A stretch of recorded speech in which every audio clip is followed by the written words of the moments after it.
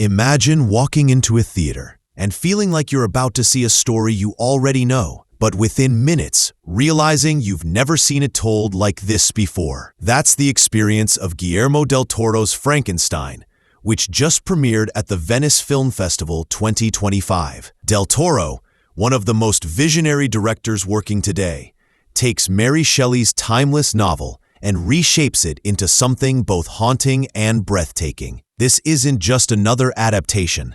It's a deeply personal film that feels like the culmination of so many themes he's explored across his career. Monsters, humanity, love, loss, and the stories that define us.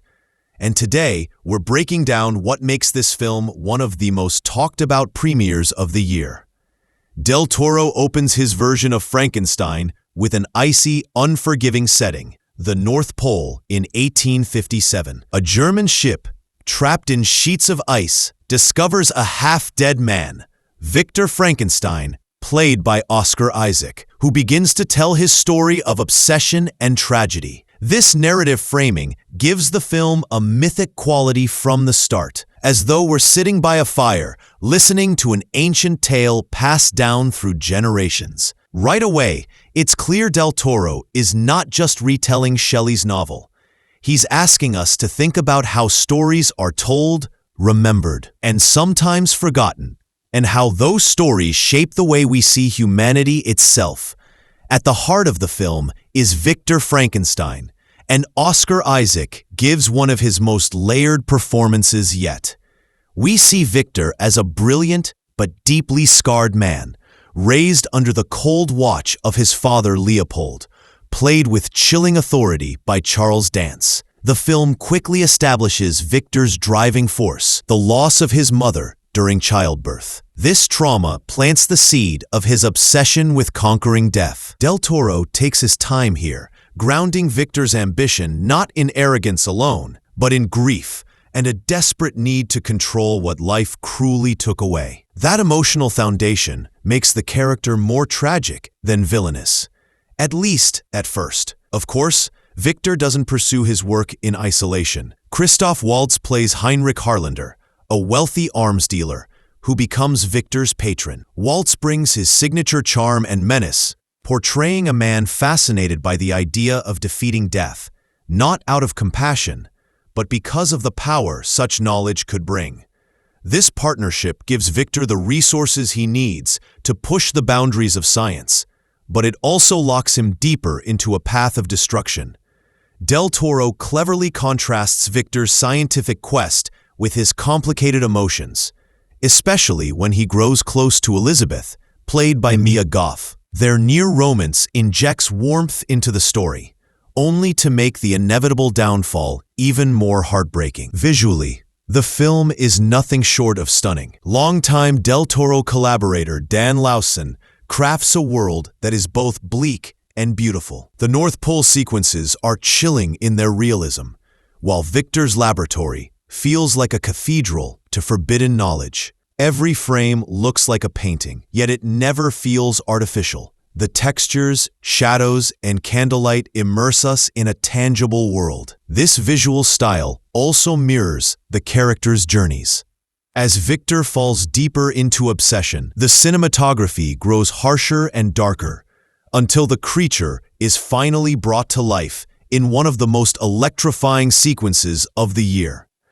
Speaking of the creature, Jacob Elordi delivers a career-defining performance.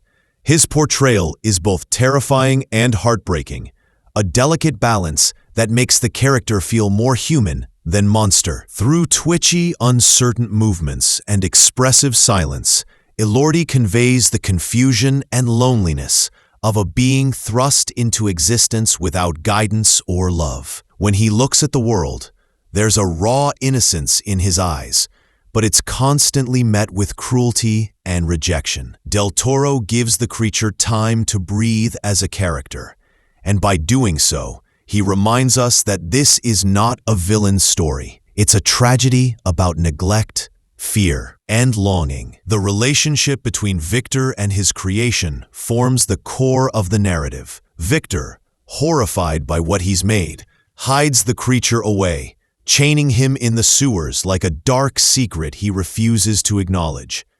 But the creature's hunger for connection and identity cannot be contained. This dynamic flips the father-son relationship on its head. The son, abandoned and unloved, chases after the father who rejected him. Del Toro doesn't just present this as a horror story. It becomes an allegory for cycles of pain, abuse, and abandonment, reflecting how people often pass down their trauma without realizing it. What makes Del Toro's interpretation so fresh is his decision to also tell parts of the story through the creature's eyes. We witness his first experiences of the world, wandering, learning, watching, and hoping. One of the most poignant sequences involves the creature meeting a blind man, played with warmth by David Bradley. This man cannot see the creature's outward appearance, so he accepts him without fear. Their bond is tender and short-lived, but it shows what could have been possible if the world were capable of compassion.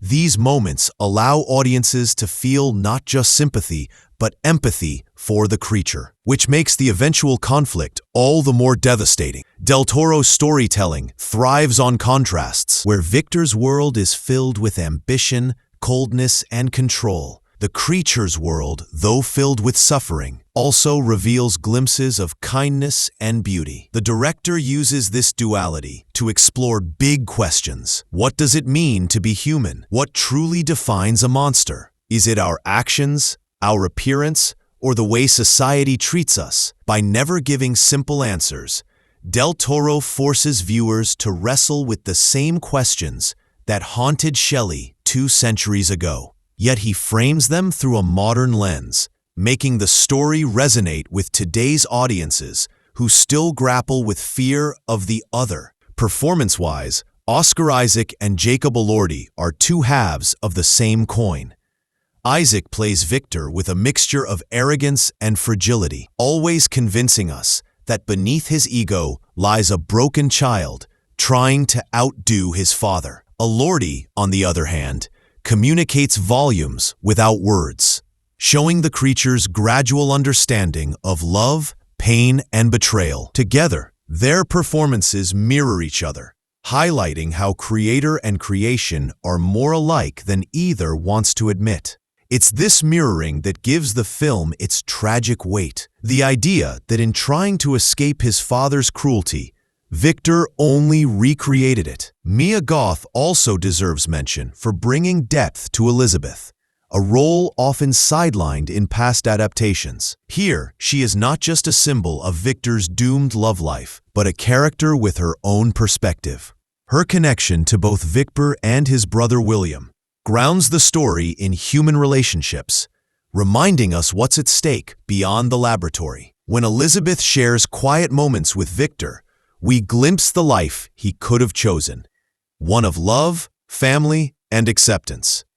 But his obsession overshadows all of it, which makes her fate even more powerful within the narrative. Thematically, Del Toro leans heavily into the cycle of violence and rejection. The creature is rejected by Victor, then by society, and even by the family of the blind man who once showed him kindness. This endless rejection fuels his rage, but also deepens his tragedy. He doesn't seek destruction out of malice alone. He seeks connection, and when it's denied, anger becomes his only language. Del Toro lingers on this cycle not to glorify it, but to reveal how easily cruelty breeds cruelty. In many ways, the creature becomes a mirror, not just of Victor, but of humanity itself. From a technical standpoint, Frankenstein is a showcase of masterful filmmaking. The production design immerses viewers in Gothic detail,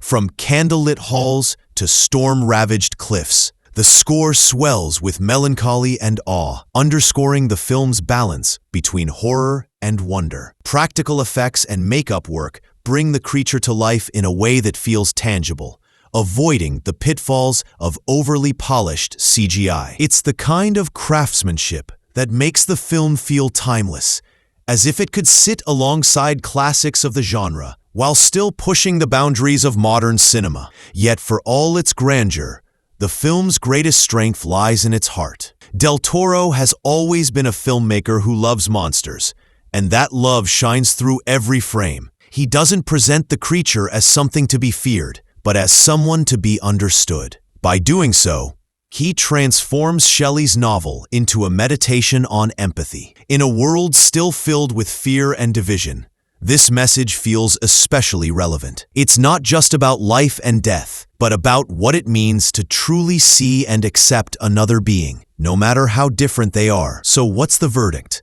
Guillermo del Toro's Frankenstein is more than just another adaptation. It's a visually stunning, emotionally rich, and thematically profound retelling of one of literature's greatest stories. It captures the horror, yes, but also the humanity at the heart of Shelley's novel. With powerhouse performances, breathtaking visuals, and a soul-stirring script, this film is destined to become a classic in its own right. For fans of Gothic cinema, for lovers of Del Toro's work, or simply for anyone who believes in the power of stories to reflect who we are, Frankenstein is a must-see. This isn't just about monsters. It's about us,